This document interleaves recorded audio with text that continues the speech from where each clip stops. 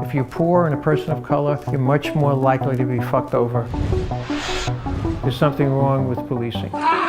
People between the ages of 18 and 34, they did not experience the New York of 1990 when the city was going to hell in a handbasket. The problem with broken windows, cops overtly police in different ways depending on who you are. They ticket and they arrest people who have little or no ability politically to push back. It's fucked up and it demeans us as a city, it demeans us as a country.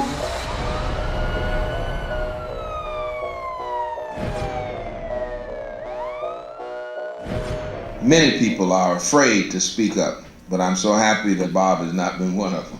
I'm Bob Ganji. I'm the director of PROP, the Police Reform Organizing Project. We focus on exposing abusive and discriminatory police practices. Robert Ganji is a longtime critic of broken windows.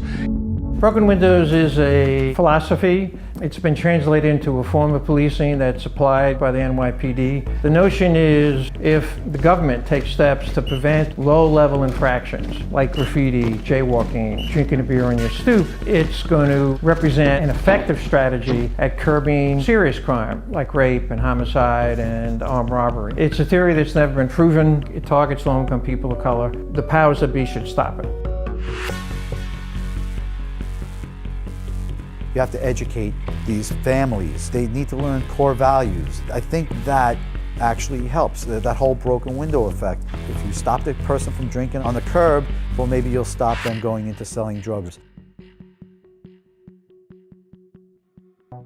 One of our more successful actions, we went into Park Slope and we gave out mock summonses to white people who were riding a bike on the sidewalk, jaywalking.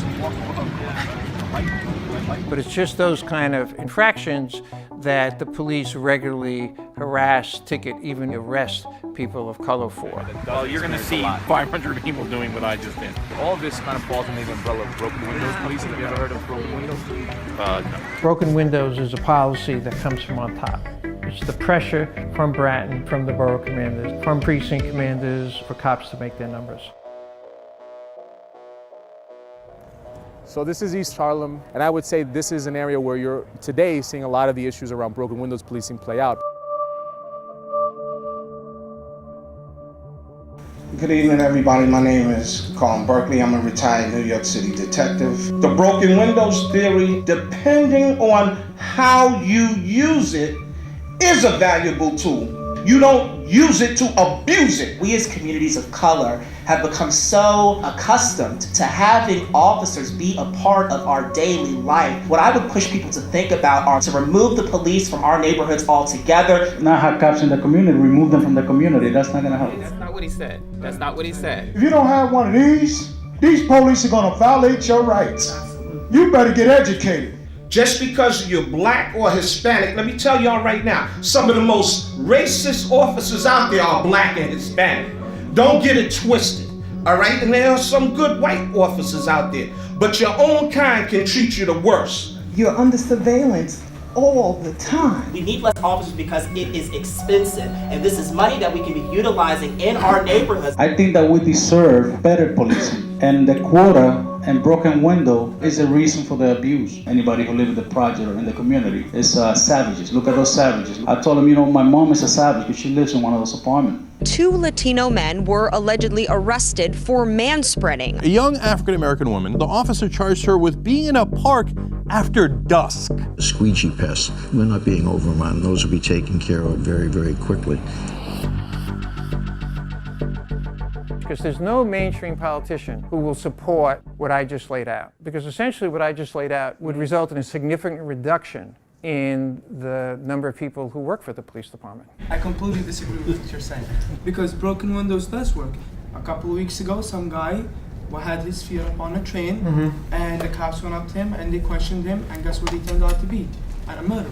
So he was a guy. But let me finish. The cops arrest literally hundreds of thousands of people for things like having a foot up in the subway seat, because one of those arrests caught someone who had a serious had a serious criminal history? No. Why aren't the cops doing sufficiently good police work so they catch that guy? You blatantly lied when you said white folks don't get stopped by open containers. I got 4 open containers right in front of my dorm last year for having a red cup with beer in it. Did you say that I lied? Yes, you did, right over there. I said, for the most part, these offenses have been decriminalized in white communities, and that's true. You did say that. You also said you can't define the white community and the black community. Yeah, everybody yes, lives. you can. No, you Yes, can't. Everybody Listen. lives everywhere. It's obvious if you walk into a community where all you see are black people, it's a black community. Even though white people may live there, for the most part, it is a black community. You can't define that. I feel like at this point you're just arguing to argue. Whether it was corrupt, right? Whether it's politicians who made these decisions, but they were elected in a democratic process, right? So essentially, those laws were created by the community, if we want to look at it like by the book. I couldn't come up with a good follow-up to the Park Slope similar action. You could also do SantaCon. The crazy Santa Claus people? Yeah, everybody dresses up as Santa and they get drunk and they're awful. Well, if one of our people got hurt, it could help us politically. Cops overtly police in different ways depending on who you are, where you come from. So, I mean, look at this guy. He just thinks he could just walk wherever he wants to. And this is not just on SantaCon. This is like, if you ever been to Lower East Side, like on the weekends, it's the same crowd. It's the same privileged crowd. I mean, all these people are publicly intoxicated.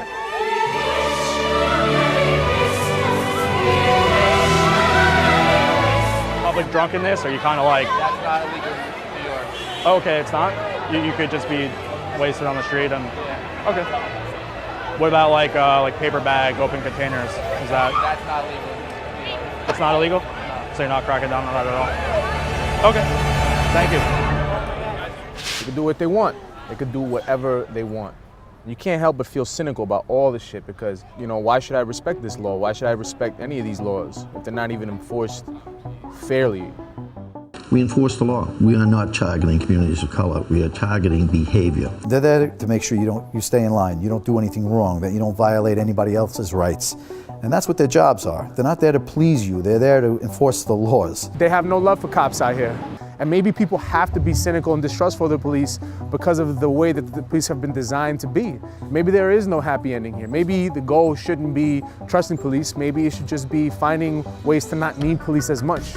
If the community doesn't believe in the law, the politicians should pass a legislation, get rid of the law. One of the things that I've been talking to people about is running a candidate. I mean, we're talking about fundamental change. Stop broken windows, stop the quota system, reallocated resources, the billions and billions of dollars that go to the police department now, to other government agencies and other government services. We'd have a better city, we'd have more and more people leading better quality of lives, more and more people getting better education, getting better health care. Everyone should be able to experience that.